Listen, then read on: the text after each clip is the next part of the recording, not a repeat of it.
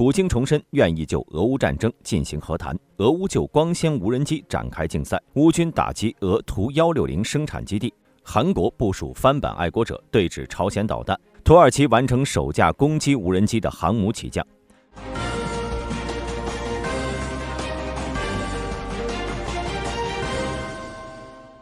2025年1月20号，俄罗斯总统普京再次表示，克里姆林宫愿意与美国就乌克兰战争进行谈判，并强调乌克兰必须完全投降才能达成和平协议。普京在1月20号召开的俄罗斯安全委员会会议上，重申了俄罗斯愿意和新一届美国总统特朗普政府进行和平谈判。然而，他明确表示，任何和平协议必须消除乌克兰战争的根本原因。这些所谓的根本原因包括北约东扩以及乌克兰政府对俄罗斯族裔、俄语、媒体和文化的歧视。普京和俄罗斯外长拉夫罗夫在最近几周不断重申，俄罗斯是拒绝妥协任何早期提出的条件，尤其是乌克兰必须保持永久中立，不能加入北约，且要限制乌克兰军队的规模，并必须更换现有的乌克兰政府。2025年1月20号，乌克兰军方继续对俄罗斯军事设施进行打击。乌克兰指挥官奥列克桑德·谢尔斯基报告称，乌克兰军队成功袭击了位于俄罗斯达达斯坦共和国的航空生产工厂。乌克兰反信息中心负责人安德烈·科瓦连科表示，乌克兰无人机对卡赞的俄罗斯军事设施进行了打击。俄方媒体报道称，俄罗斯防空系统成功击落了所有无人机，但没有造成任何损失和伤亡。这次袭击的目标是俄国的戈尔布诺夫飞机制造厂，该厂是隶属于俄罗斯图波列夫联合飞机公司，主要是生产和维修战略轰炸机。此外呢，乌克兰在1月17到18号的特别行动中，对俄国的卡卢加州的一个石油储存设施进行了打击，导致设备发生火灾。希尔斯基强调，这些攻击有效削弱了俄罗斯的军事能力，并影响了俄军在高强度作战中的持续能力。在俄乌冲突中，无人机和反无人机技术的创新成为了战场的重要特点。由于许多反无人机系统依赖于干扰控制无人机的无线电信号，俄乌双方逐渐使用抗干扰的光纤控制无人机。这种无人机通过轻便的光纤电缆进行通信，这种电缆被缠绕在无人机上，随着飞行展开，使操控者即使在干扰环境下也能保持通信链接。然而，在这场猫鼠游戏中，这些无人机依然存在一些固有漏洞，双方很快会利用这些弱点。光纤无人机的反制难度超出了抗干扰范畴，由于干扰无效，俄乌双方不得不使用动能手段进行反制。然而，许多动能反无人机系统依赖于无人机的无线电信号，包括视频传输，以进行侦测。通过三角定位技术，可以准确确定无人机的位置。然而，光纤控制无人机的视频信号是通过电缆传输的，不会产生可检测的信号，从而避免了这一检测方法。虽然光纤控制的无人机无法通过无线电信号进行侦测，但仍可以有其他方法进行检测。乌克兰科技公司 Karadag 提出，结合声学和视觉信号的高级处理技术，可以用来检测这些有光纤线缆的无人机。一旦被发现，乌军可以通过动能手段进行反制。同时，俄罗斯电子工业部也在向国防社区征求关于如何检测和可能反制这些无人机的信息，其提议也主要集中在声学和视觉检测方面。声学检测是一项已经成熟的技术，依赖于麦克风阵列识别无人机螺旋桨和电机产生的独特噪音。与非线缆无人机相比，光纤无人机的噪音更大，因为它们需要产生更大的推力来支持电缆线的负载。然而，声学检测的主要挑战则在于侦测范围，噪音随着距离的增加而衰减。大多数麦克风很难在超过100米的距离内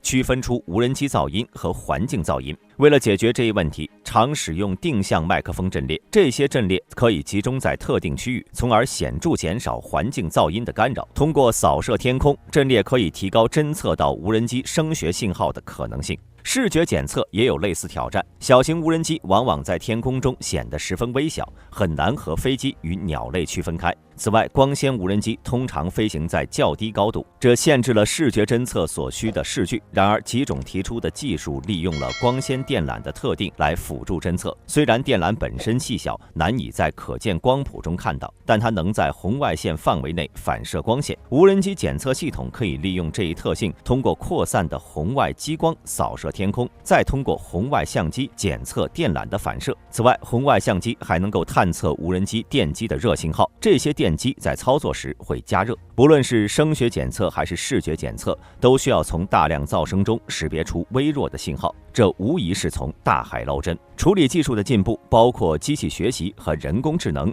有望使这一任务变得更加容易。此外，当这两种检测技术结合时，相互增强，增加了侦测无人机的可能性。该公司正在为乌克兰开发这种系统，利用该国在高级处理技术方面的强大技术能力。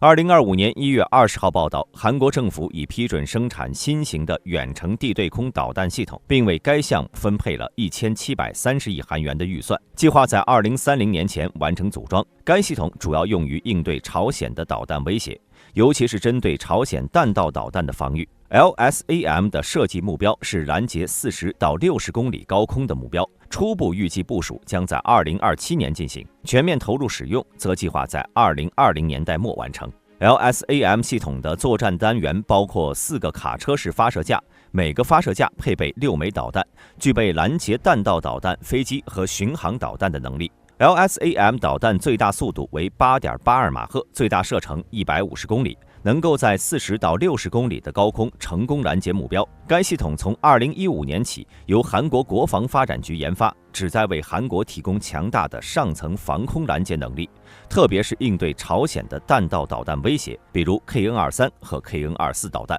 LSAM 系统的研发经历了多个阶段，2018年完成初步研发后，2019年进入系统开发阶段，并在2024年11月完成最终开发。韩华航空和 LIG 公司在该系统的研制过程中做出了重要贡献。LSAM 在2022到2023年期间进行了多次测试，4次试射中成功拦截了3次，验证了其有效性。该系统采用的红外成像传感器、偏转和姿态控制系统以及打击杀伤技术，证明了它在应对高超音速和机动性威胁方面的能力。该防空系统包含了一个多功能 S 波段主动电子扫描阵列雷达，负责目标探测和追踪；一个指挥控制中心，负责协调操作；以及一个战斗控制站，用于拦截引导。雷达探测范围可达310公里，能够实现早期目标识别。C2 中心确保了系统的实时响应能力，而战斗控制站则负责作战决策和导弹发射执行。在韩国防空和导弹防御框架下，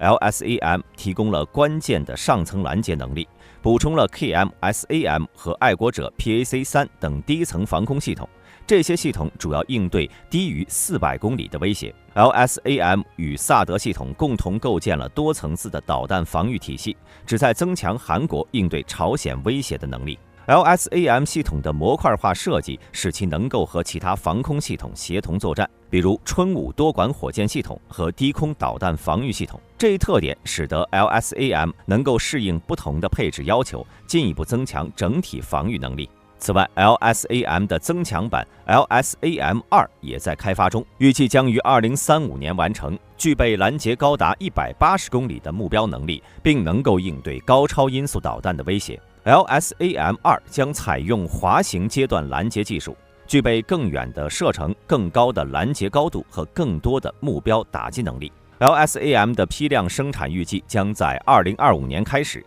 计划在2020年代末实现全面部署。而第2代将在2035年后完成，进一步提升韩国的防空能力。通过自主研发和生产，韩国减少了对外部系统的依赖，增强了自身的作战灵活性。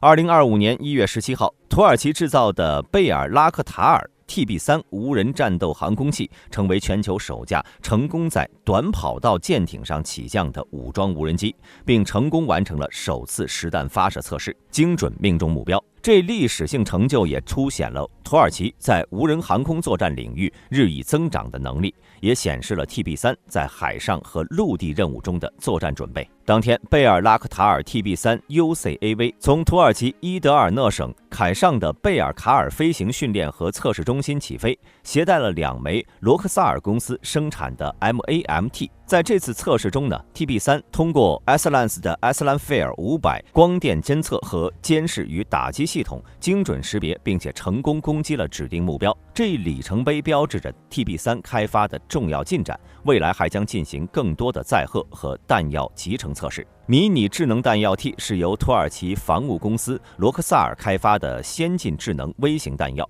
旨在提升作战能力，提供针对静止和运动目标的高精度打击选项。迷你智能弹药 T 拥有超过30公里的有效射程，从轻型攻击机发射时射程可达60公里，甚至从战斗机发射时可达80公里，为战术灵活性提供了显著优势。迷你智能弹药 T 配备半主动激光寻标器，确保高精度打击，使其在面对多种威胁时表现出色。采用的高爆破片弹头针对装甲车、坚固建筑等关键目标具有极大杀伤力。贝尔拉克塔尔 TB3 曾在2024年11月19号创下了另一项历史性成就，成功在土耳其 TCG 阿纳多卢号多用途2栖攻击舰的短跑道上完成起降，并完成了长达46分钟的飞行，证明了其无需弹射器或阻拦系统就能从短跑道舰艇上起降。这一全球航空史上的突破性成就，为无人机的海上操作奠定了基础。此后 ，TB3 继续进行海上试飞，并在恰纳卡莱海岸完成了第2次起降操作。在这些实验中呢 ，TB3 展现了卓越性能，维持了2万英尺的平均飞行高度，成功达成了所有测试要求。此外 ，TB3 还在高空性能方面取得了显著成绩。在24年6月25号 ，TB3 在贝尔卡尔飞行训练和测试中心成功完成了高空系统性测试，达到了令人印象深刻的36310英尺的飞行高度。这次测试的成功离不开土耳其本土生产的 TEI-PD-170 发动机。该发动机赋予了 TB3 更长的续航能力和更高的作战天花板。目前 TB3 已累计飞行887小时23分钟，展现了其可靠性和持久性。在2023年12月20号的长程测试中 ，TB3 连续飞行了32小时，覆盖了5700公里的距离。贝尔拉克塔尔 TB3 的成功标志着土耳其本土防务工业的一次重要飞跃，展示了土耳其在现代战场需求下开发和部署先进 UAV 技术的能力。随着更多测试和集成工作的推进 ，TB3 预计将进一步增强土耳其的威慑能力，并成为该国防御武器库中的关键资产。最近一段时间，土耳其在海空军方面的发展势头迅速，同时也在叙利亚巨变中发挥了举足轻重的作用，俨然有成为地区性大国的趋势。然而，这也引发了周边国家的不安，尤其是作为北约成员国的土耳其和俄罗斯的关系暧昧。去年12月8号，土耳其总统埃尔多安与青年代表会面时说，目前全世界的老资格领导人目前只剩下我和普京了。我这样说并不是自吹自擂，而是事实的确如此。我在位已经22年了，普京的执政时间也差不多。目前外交进程仍在继续，我希望我们能够延续这些对话。对此各位有什么看法？欢迎在评论区留言讨论。我是大兵，我们下期再见。